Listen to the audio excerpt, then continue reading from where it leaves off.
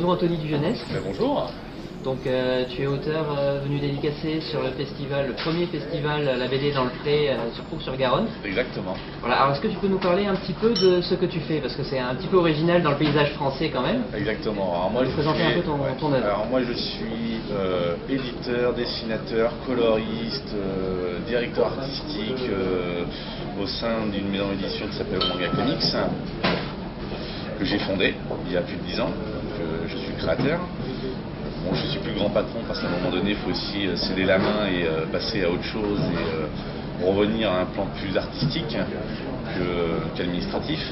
Donc nous, on crée et on édite des super-héros français, ce qui est très particulier en France. On va dire qu'on travaille comme les Américains, dans le même système de production, mais on fait tout avec des Français. Bon, c'est pas nationaliste, hein, mais faut remettre les choses en place. Mais non, on fait ça extrêmement pour le plaisir.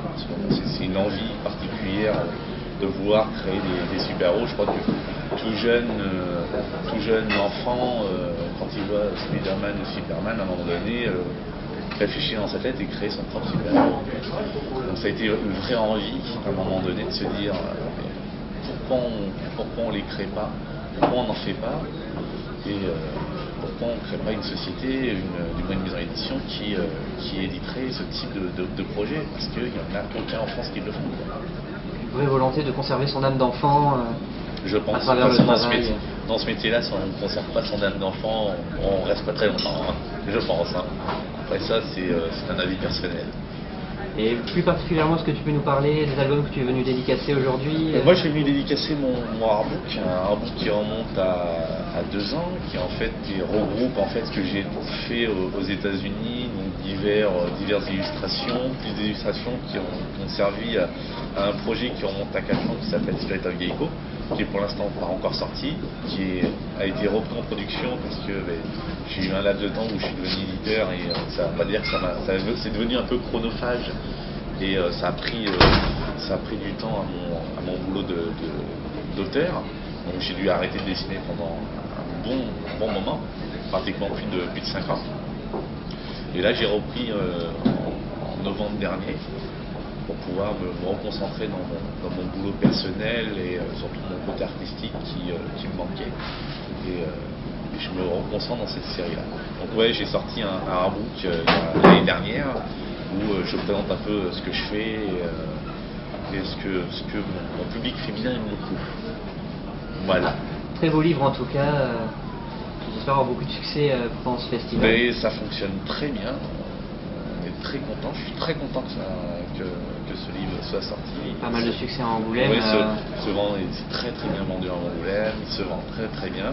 On est sur un public très féminin, ce qui est assez étonnant, parce que c'est surtout des filles très dévêtues. Et non, donc j'apprécie. Je fais en festival, tu discutes avec les gens, c'est surtout ça qui, pour moi, est la bonne humeur. Tu discutes avec les gens, tu rigoles, tu es là pour passer un bon moment, un échange avec le lecteur ou avec la personne qui va te rencontrer, qui ne connaît pas souvent forcément, qui te découvre. Donc non, c'est sympa quoi. Et petite dernière question thématique, donc on est dans la BD dans le Pré, on parle nature et terroir. Oui. Est-ce que tu as un produit du terroir à conseiller? Peut-être de ta région plus précisément? Non, pas de ma région plus précisément. Je sais que j'ai beaucoup parlé de Revival qui est chez Delcourt, qui est je crois en sélection officielle à BD dans le Pré. J'en ai beaucoup discuté avec Alban Suarez, c'est moi qui a même présenté ce bouquin qui est un bouquin très intéressant, qui parle de fantômes et surtout de morts vivantes qui reviennent à la vie, pas des morts vivants zombies, hein, mais vraiment des morts vivants qui reviennent à la vie, qui ont une conscience et qu'un meurtre va se passer dans cette petite ville perdue dans les États-Unis, un peu comme nous au fin fond de notre petite bourgade, et les autorités vont prendre en suspect les morts mais aussi les vivants. va avoir cet échange-là qui est assez intéressant. Cette BD est très intéressante. Il y a aussi Le sang des dieux, espèce de manga sur le vin, qui est assez étonnant. Les gouttes de Dieu. Exactement, les gouttes de Dieu, que je dis pas de bêtises. Sinon, je vais me faire taper sur les doigts. Non, qui est super intéressant, c'est assez étonnant de voir que le terroir français intéresse même des Japonais sur un manga sur le vin, quoi. C'est assez étonnant. On a rencontré un regain d'intérêt pour le vin bordelais au Japon grâce grâce à cette série, parce qu'ils ont fait une série télé, c'est devenu un vrai succès, quoi. C'est devenu un vrai succès, ce qui a apporté énormément d'intérêt au Japon envers la France, qui avait déjà un énorme intérêt. Même les Chinois ont un énorme intérêt à venir en France parce qu'ils adorent la gastronomie française, ils adorent la vie française, je sais pas pourquoi. On a une façon de vivre particulière. Enfin bref, ça c'est un choix. Mais ça a apporté un énorme intérêt, je trouve que c'est intéressant. Très intéressant. Pas de quoi rougir de notre région à l'étranger. Oh, le français est toujours à l'heure, hein, mais bon, il revient toujours à la patrie. Merci en tout cas Anthony Dugenais. Il n'y a pas de souci. Et bon festival. Mais merci.